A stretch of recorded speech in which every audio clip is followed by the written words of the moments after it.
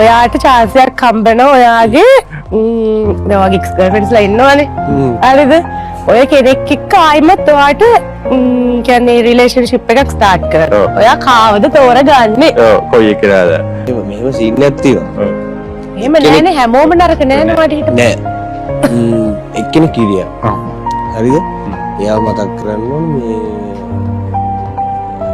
මේක තිබුණා මම හිතන්නේ අවුරුදු 2ක් විතර තිබුණා. ඒක අවුරුදු 2ක් විතර තිබුණා මේ ඒ හැබැයි එයාට මම වැඩිය ලව් කරේ නෑ. එයා තමයි ලව් කරේ. මේ කියන්නේ මේ සෑහෙන්න ලව් කරා.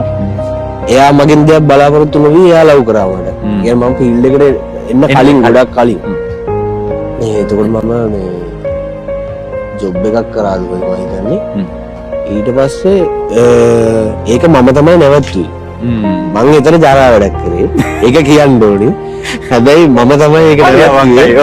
හැබැයි එයා තාමත් එයාගේ හිතේ තියෙනවා ඒ වුණාට තාම හම්බෙලා නැහැ ඊට පස්සේ හම්බුන්නේ නැහැ. මම දන්නවා තියෙනවා කියලා. එයා තමයි හොඳ. එයා ගැන තමයි මට කියන්න පුළුවන්. ඒක විතරයි.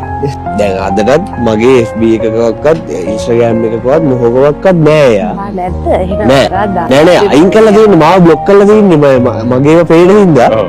මේ මෑතකදී කතා කරාම කිව්වේ මට මට වාව පේනවා ඊට පස්සේ යවුව දැන් මගුල ටීවී එකටත් ඇවිල්ලා මල කරදරයක් කියලා තියෙන්නේ ආවට හිත හදාගන්න හරි ප්‍රශ්නයක් ඔයා දැන් මේ හොඳේ දැන් අර ඉමේජ් කී හිතේ පසුතැවීමක් හරි යම් දෙයක් තියෙනවද ඒ පිළිබඳව ඒවා ඒක ඔව් ඒක ගැන තියෙනවා. ඒ කියන්නේ මම මේ ඒක ඉතින් කාලෙත් එක්ක වෙන්නේ නැති මැචුවර් ගතියක් ඔයා නැති පොඩි වෙනකොට ඔව් ඒ කියන්නේ ඒ කාලේ ඇත්තටම මේ හොඳ සෙල්ලම් කරා ඉතින් කියන්නේ මේ ඒ කාලේ අවුල් ඇත්තම කිව්වොත් මම අවුල් ඔව්